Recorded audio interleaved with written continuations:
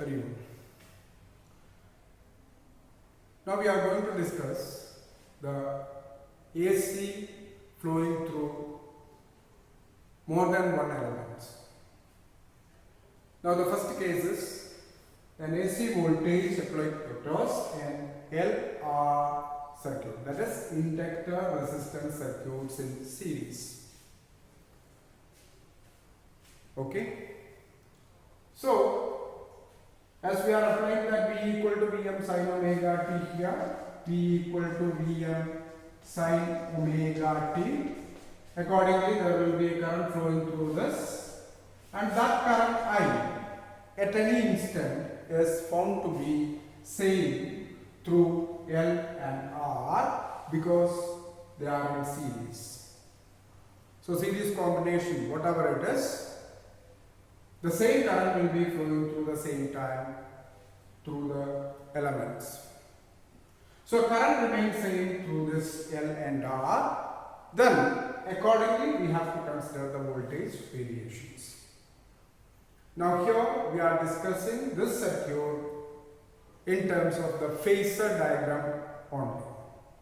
So we have to draw the phasor diagram for this LR circuits in series and then come to the voltage and current equations. Okay. So let me draw the phasor diagram for this LR circuit, and the phasor diagram when I draw, I will be first drawing the quadrants.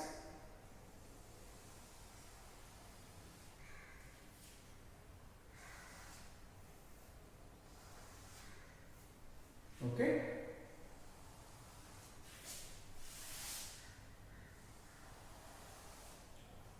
Now here, as the quadrants are taken, first quadrant, second quadrant, and like that, 4 quadrants taken. Now I take the case here, the current is same through both, so let me assume the direction of flow of current as like this. Here also the current is shown by dotted lines. Then the voltage in the inductor, voltage is found to lead the current by pi by 2. That means the peak voltage, let it be VL, that is leading the current by pi by 2. Then in the case of resistor, the voltage and current will be in phase, that VR and I will be along the same line. So this is to be applied here, so that I have to get V equal to Vm sin omega t in the first quadrant. So we have to assume that first. So I am assuming that V equal to Vm sin omega t should come in the first quadrant, and therefore I will be drawing this diagram accordingly. So let me assume the current first. I am drawing the current. This is the current Im, assume. This is not the whole value I am taking, this is the orientation of current. And with respect to this current, I will be drawing the voltages of both, but the current is same through both. So voltage across the resistor is along the same line with the current, so this is VR. So in the case of resistor, there is no phase difference. But in the case of inductor, the voltage will be leading the current by pi by 2. So this is the current, and leading will come on the other side, and therefore leading the current by pi by 2. So the value of voltage V, let this be the value of VL. Then VL will be coming like this. And this VL and VR are the peak values of voltage across the resistor and voltage across the inductor.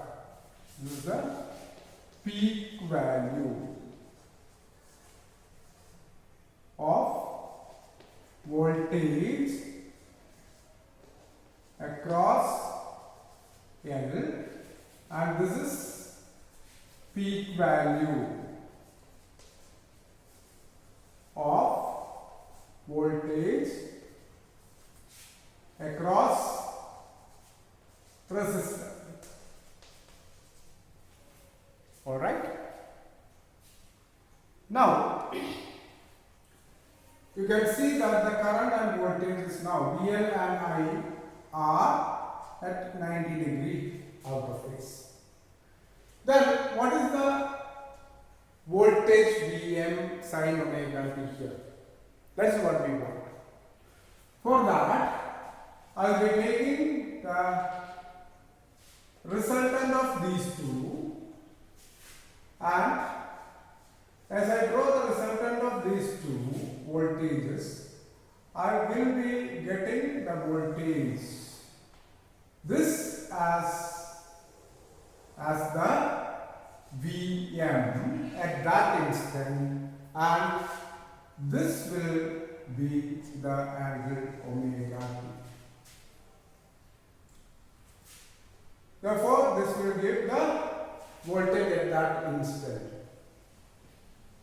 Okay. So you got Vm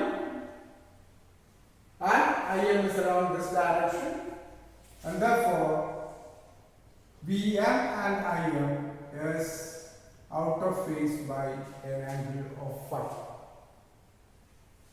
And again you can see that the voltage is leading the current by a phase angle phi, because it is an inductive circuit. Alright.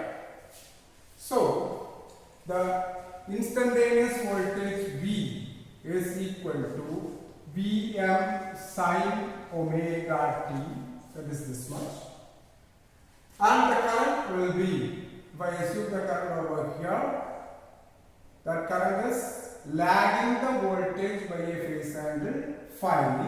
Therefore, instantaneous current I will be equal to Im sin omega t minus phi it comes. So these are the instantaneous current and voltages in this LR circuit, because the voltage is now lagging behind. Sorry, voltage is now leading the current by a phase angle phi. Understood? Now from this we can calculate what is Im. For that we get Vm equal to resultant of VL and VR, that means square root of VR square plus VL square from this one, and therefore Vm will be equal to root of Im into R the whole square plus Im into L omega the whole square. These are the basics we got. Therefore, Vm will be equal to Im into root of R square plus L omega the whole square. So, what is Im? Im will be equal to Vm divided by root of R square plus L omega the whole square, or we write it as Vm by Z, where Z equal to, Z is called impedance of the LR circuit. Impedance. So what is impedance? Actually what is coming here? Square root of resistance square plus reactance square. So this is the effective opposition offered by the inductor and resistor to the flow of current through the circuit. That effective opposition or effective resistance is what we call the impedance of the AC in that circuit. So this is important. And two more equations you can get from this is that 1. We got phi here. From that we get tan phi. Tan of the phase angle will be equal to opposite side by adjacent side. Opposite side is VL, adjacent side is VR. So VL by VR or tan phi is equal to L omega by R. This is another important equation to be remembered. And another thing that cos phi, adjacent side by hypotenuse you get, that is VR by Vm, or cos phi is equal to R divided by Z. So these two terms are to be noted. And this tan phi is called phase factor of AC, and cos phi is called power factor of the AC circuit. So two more terms, phase factor and power factor. Now why that cos phi is called power factor? Because that cos phi actually defines the power in the circuit.